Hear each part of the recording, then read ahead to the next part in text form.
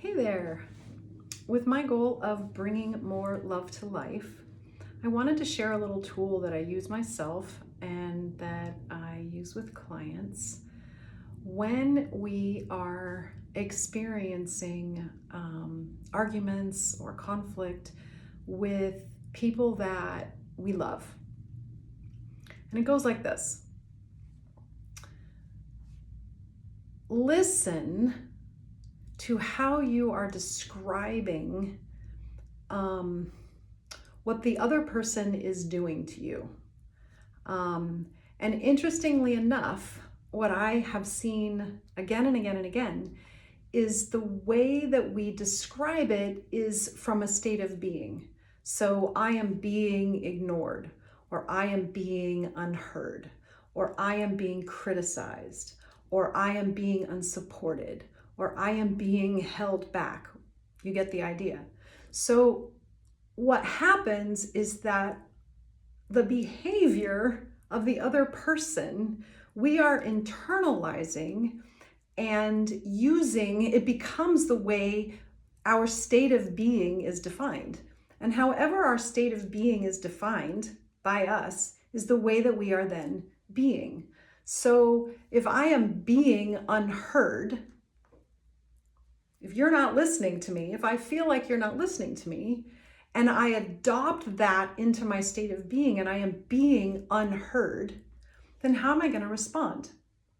I'm going to respond to someone who is being unheard, and I'm going to fight to be heard, which means I'm not going to be listening. I'm fighting to be heard. If I am being unsupported, I'm going to be fighting for support from somebody else. If I'm being criticized, right, I'm going to fight to prove something that I'm not wrong, right? And the tool is to listen to what you're what you're being, right? And then recognize that you don't have to be that, right? If I am saying, so one of the first times that I experienced this really clearly in my own life was with somebody who I love very, very dearly. And we were going through a really stressful time. And we were both giving it our all and working really hard. And it was just a little too much. And I walked into the situation and I was told what I was and wasn't allowed to do, to be in this circumstance, right? And I was being unheard. And so I kept trying to be heard, right? Like I disagreed with what what I was being told I was allowed and not allowed to be. And I was fighting against being told what I was allowed and not allowed to be by someone who is my equal. They're not my superior. They don't control me. And what I got caught in was fighting to be heard. And at one point I heard myself say, I need you to hear me. And as soon as I went, I need you to hear me, I was like, oh boy, I need you to hear me. I'm dependent on you hearing me for me to be okay. I'm dependent on you hearing me, but what really I need to do is listen to myself so that I can listen to her.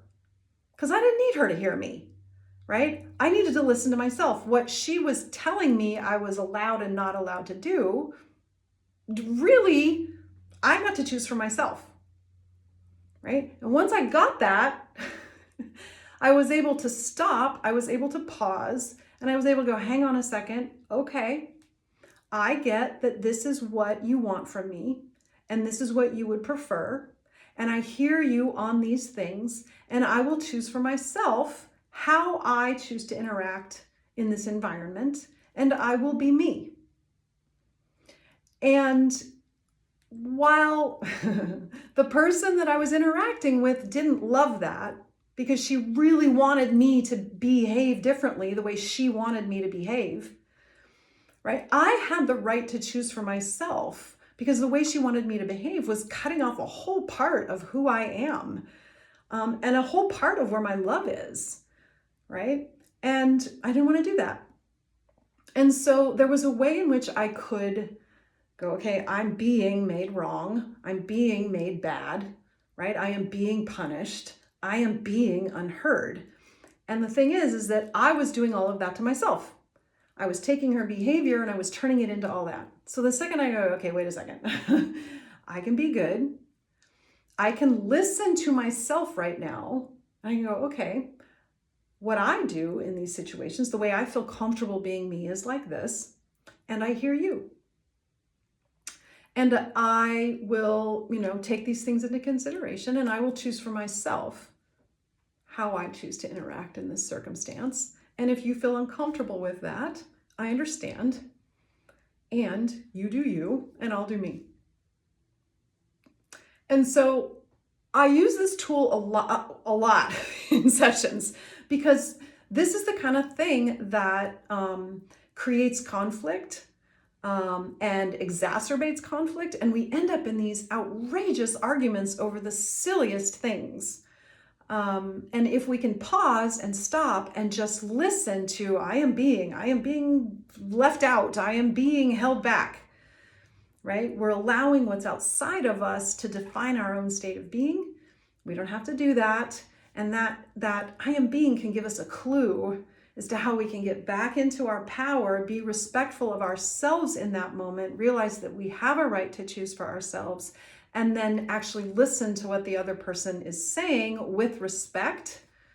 And some cases agree to disagree, some cases agree to, okay, I can adopt this piece right here, and this is me, and I'm going to do me, right? And we can diffuse arguments and get them navigate through them, realizing that we're arguing about where an air conditioner is going to go, or what we had for dinner last. I mean, just arguing about the stupidest things, but we're really not arguing about that. We're arguing about these feelings that we have underneath of disrespect. And the point is, tap into what you're being, I am being, so that we can get back into our own self-respect in a way that allows us to then also be respectful of the other person. So there's one tip for how to be in our own power and to bring more love to life.